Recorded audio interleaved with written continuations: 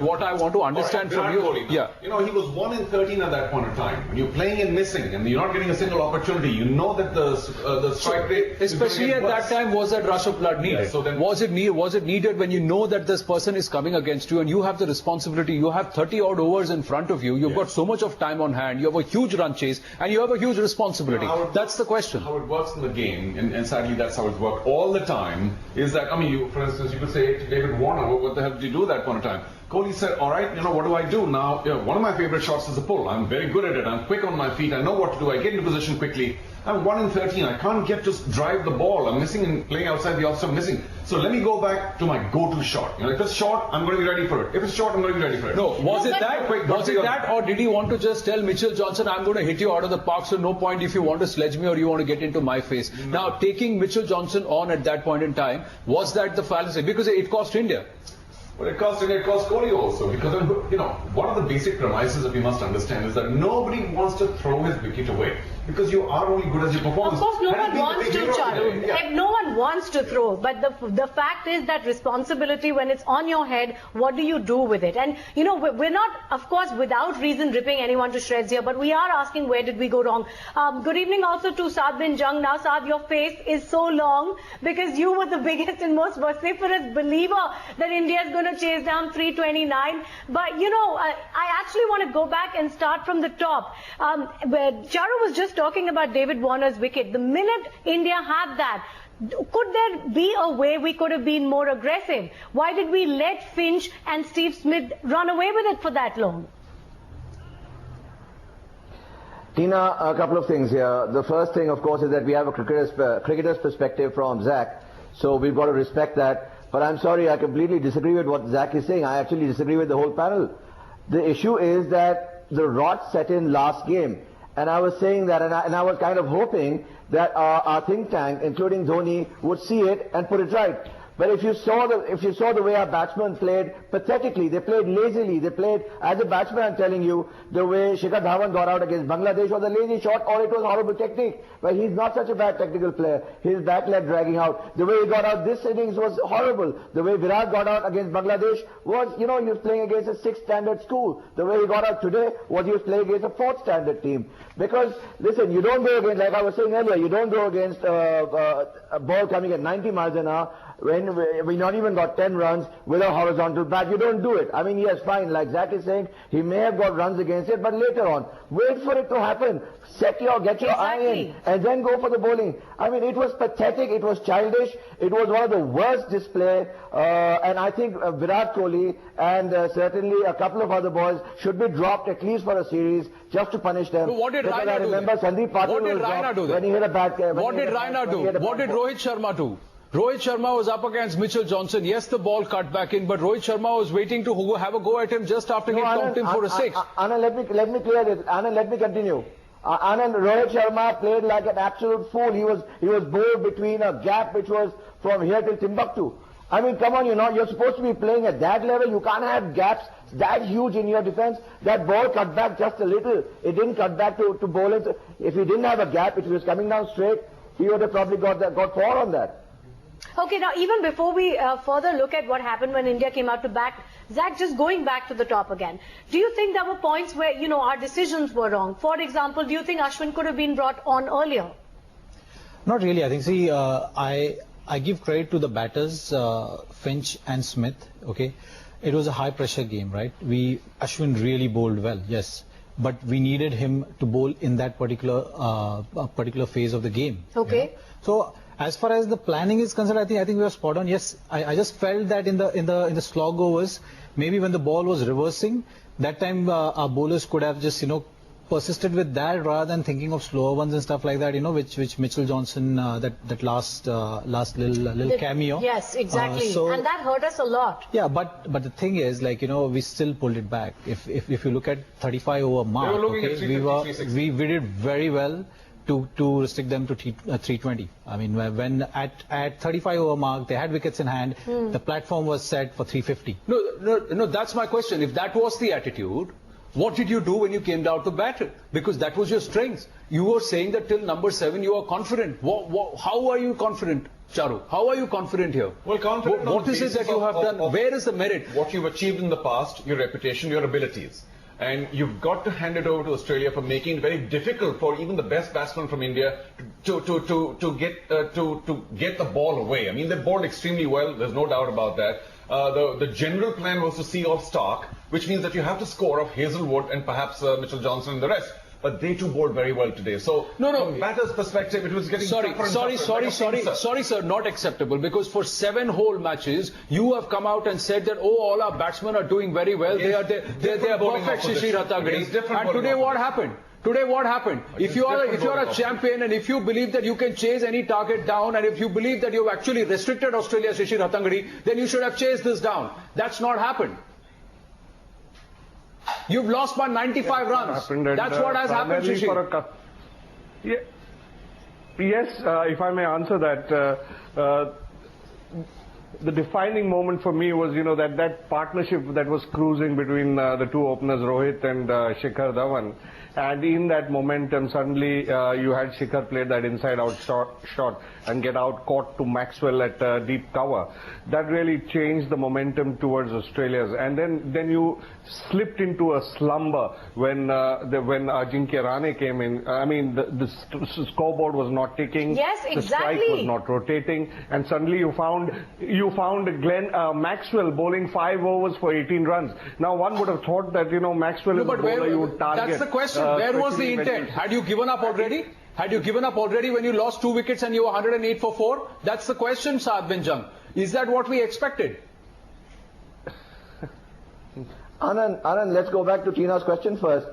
When the spinners were bowling, I don't know if you remember this, at least the first 5 overs of Ashwin and Jadeja were so short that they should have hammered us out of the ground.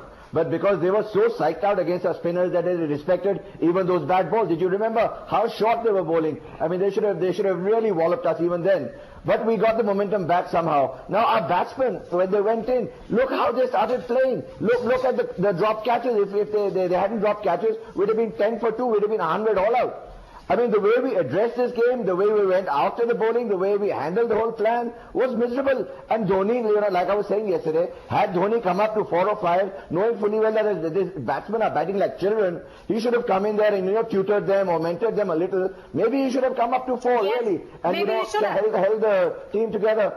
Exactly. Yeah, exactly. Zach, isn't that something, looking at the scenario that there was, do you think Dhoni could have come up a little up the order? Don't you think that they just kind of went into this extremely slow mode when the equation was something which was still possible? It all goes back to how the wicket was playing. I mean, that's what I'm trying to say. I was actually not happy with the way wicket was for such a big game like semi-finals. Like, you can't have a wicket like this for semi-finals.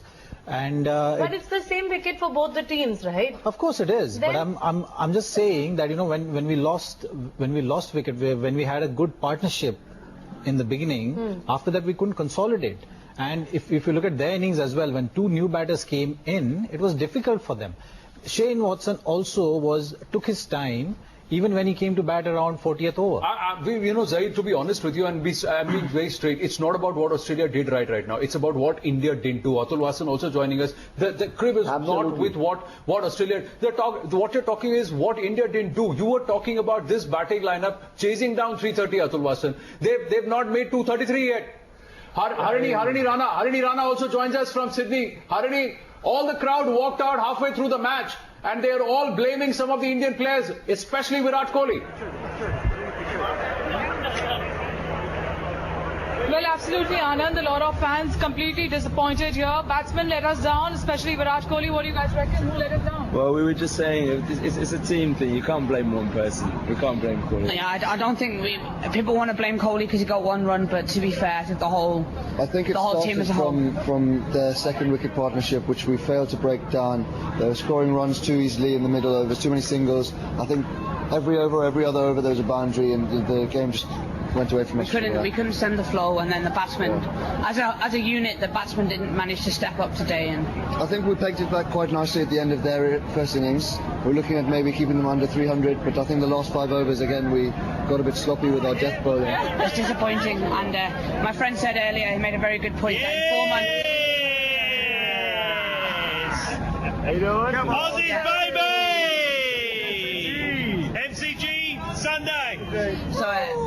most disappointing in 4 months. We haven't managed to beat them even once. Yes, that's the point. That's the point, Harini Rana, and that is what the Aussies are going to rub it in.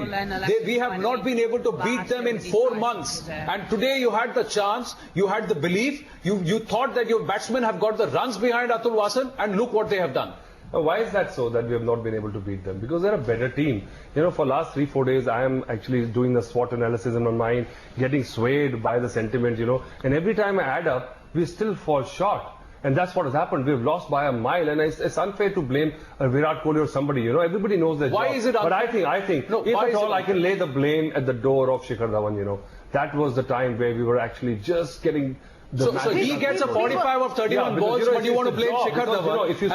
And Virat Kohli, your best person chasing, gets 1300 while chasing. He's your star. He's the one Aussies want to target, and he lets down. To whom more is given, more is expected of, you know, and that is the burden you got to carry in your life. But having said that, I think it's highly unfair, just everything going on 2-3 people. You know, by that time, they were bowling well. They didn't let you get away. It was a wicket where if you get in, then only you will get runs. Yeah. Why don't you understand? It's cricket, man. Why